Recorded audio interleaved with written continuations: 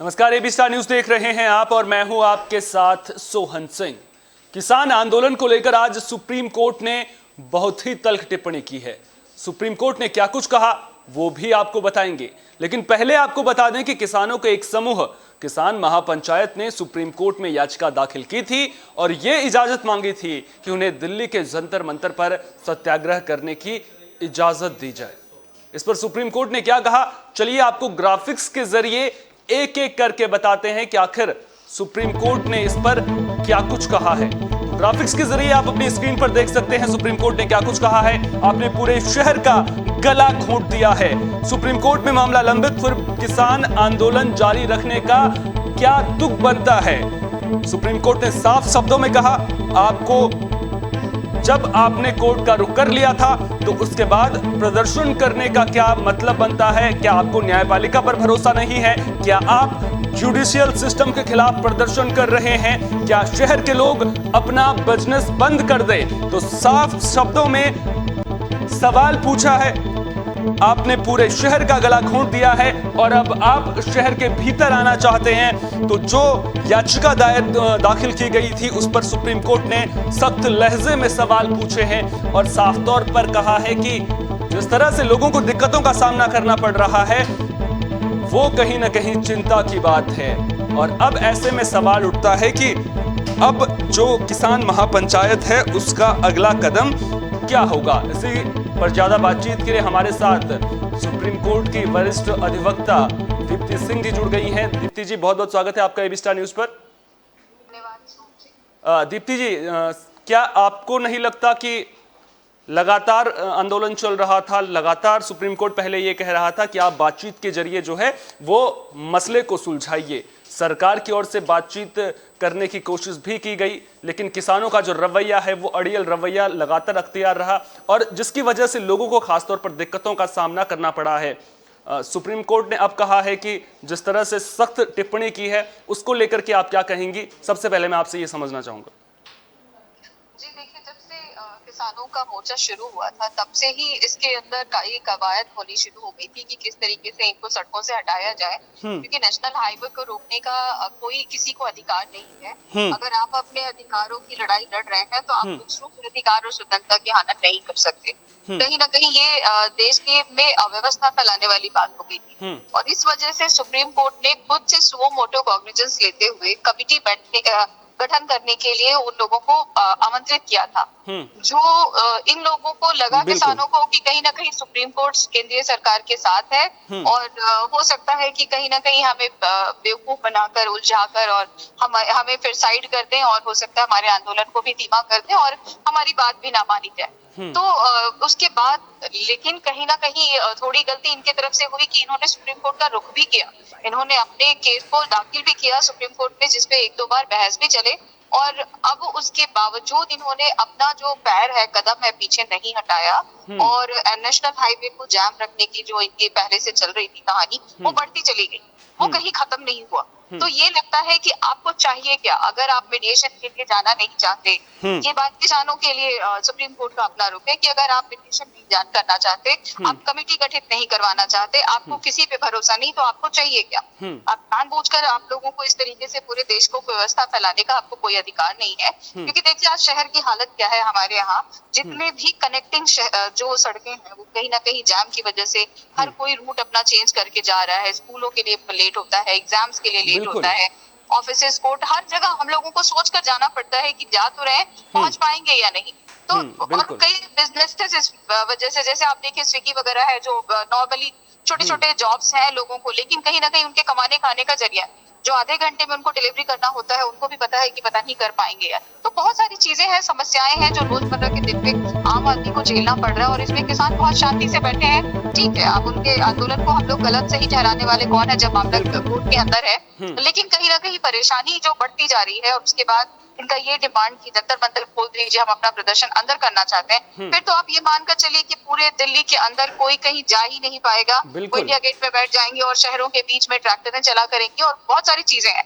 तो लेकिन सवाल यहाँ पर ये उठता है ना कि जिस तरह से किसान आंदोलन कर रहे हैं, हमने 26 जनवरी की तस्वीरें भी देखी थी, किस तरह से जो असामाजिक तत्व हैं उसका वो भी तो फायदा उठा रहे हैं ना। अब ऐसे में दिल्ली के अंदर पहुंचेंगे तो फिर तो अव्यवस्था बढ़ेगी उससे।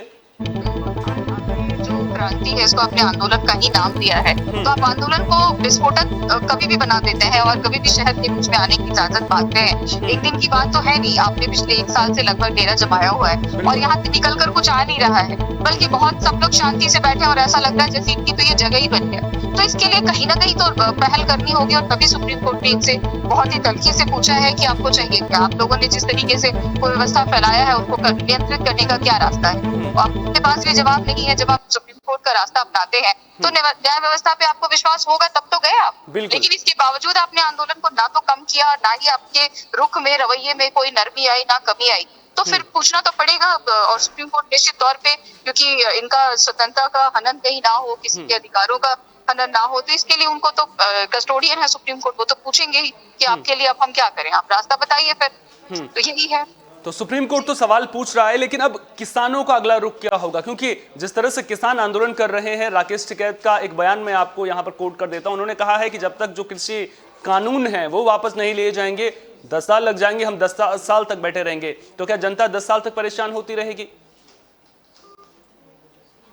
हमारा संपर्क जो है वो दीप्ति सिंह से टूट गया है, एक बार फिर से उनसे संपर्क साधने की कोशिश करेंगे। तो आपको बता दें कि किसान लगातार प्रदर्शन कर रहे हैं और किसानों के प्रदर्शन की वजह से लोगों को खासी दिक्कतों का सामना करना पड़ रहा है, लोग परेशान हैं। और साफ तौर पर जिस तरह से आज तल्ख टिप्पणी सुप्रीम कोर्ट की ओर से की गई है, उसके बाद कई सारे सवाल खड़े हो रहे हैं और सवाल खड़े हो रहे हैं कि अब किसान आंदोलन का अगला रुख क्या होगा। जो किसान है वो आगे कौन सा रास्ता अपनाएंगे, ये अपने आप में बड़ा सवाल है, देखना दिलचस्प होगा। इसके अलावा सुप्रीम कोर्ट ने केंद्र सरकार से भी सवाल पूछा है। सुप्रीम कोर्ट ने सवाल पूछा है कि आप सड़कों से किसानों को हटाने के लिए क्या कर रहे हैं। ये सवाल सुप्रीम कोर्ट ने केंद्र सरकार से भी पूछा है। सवाल पूछा है कि अगर किसान सड़कों पर प्रदर्शन कर रहे हैं तो सरकार क्या कर रही है, उन्हें हटाया क्यों नहीं जा रहा है। दीप्ति जी एक बार फिर से हमारे साथ जुड़ गई हैं। दीप्ति जी, केंद्र से भी सवाल पूछा गया है, सवाल पूछा गया है कि आप किसानों को हटाने के लिए क्या कर रहे हैं, लेकिन अगर सरकार सख्ती करती है तो फिर वहां पर भावनात्मक पहलू भी जुड़ जाता है कि आपने किसानों के ऊपर जो है वो आपने आंसू गैस के गोले छोड़े या फिर आपने लाठीचार्ज उन पर किया। तो अब सरकार करे तो क्या करे? देखिए, सरकार के हाथ में वैसे तो संपूर्ण शक्ति है और वो चाहे तो अपने हिसाब से इसको कंट्रोल कर सकते थे। जब एनआरसी और सीए के लिए प्रदर्शन हुआ, जिस दिन उनकी इच्छा हुई तो उस दिन इन सबको हटा दिया गया।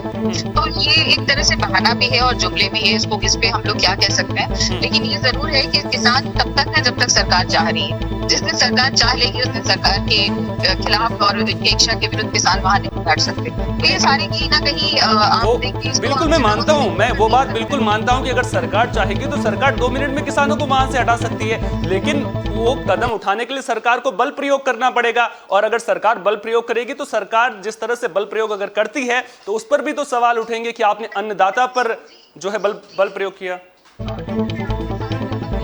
क्योंकि जरूरी नहीं है कि बल प्रयोग करके ही हटाया जाए, बैठे बात करें। जरूरी नहीं कि सरकार ही बिल्कुल पूरी तरह से सही हो और नहीं, और ना तो पूरी तरह से किसान गलत हो। तो इसका रास्ता अपनाना होगा और बैठकर तो विश्व की किसी भी समस्या का समाधान ढूंढा जा सकता है। तो मुझे नहीं लगता कि इसमें शक्ति की जरूरत है। किसान भी है, समझदार है, बैठिए बात करिए और कहीं ना कहीं रुख को, क्योंकि बहुत बार अपने जो आदित्यनाथ और बहुत सारे और लोगों के बीच के verdicts, sorry I don't to take name, तो कई वर्डिक्स ऐसे आए हैं कि कुछ भी हो जाए हम अपने बिल में चेंजेस नहीं करेंगे। तो अगर इस तरीके की बातें सामने आती है तो किसान भी कहीं ना कहीं अपना ट्रस्ट खो रहे हैं सरकार पे। ये ट्रस्ट को बनाने, बिल्ड करने की जरूरत है और बैठकर बात करने की जरूरत है और समस्या के समाधान को ढूंढने की जरूरत है। यहाँ बल प्रदर्शन की जरूरत कहीं नहीं है, बात करने की जरूरत है। बहुत समझदार लोग हैं, मेच्योर लोग हैं, ऐसा नहीं कि किसान बच्चे हैं या उनके नेता बच्चे हैं और उनको समझ नहीं आ रही है। हाँ, पर ये मेलोड्रामा खत्म होना चाहिए। मेलोड्रामा से किसी का हित नहीं हो रहा है। बिल्कुल, आपने जिस तरह से कहा कि मेलोड्रामा खत्म होना चाहिए, एक सवाल और हम आपसे लेना चाहूंगा। 11 दौर के करीब बातचीत हुई है, समाधान नहीं निकला है। किसान कह रहे हैं कि सरकार कंडीशंस ना लगाए, फिर वो बातचीत करेंगे। सरकार भी अपनी तरफ से अपना पक्ष रख रही है।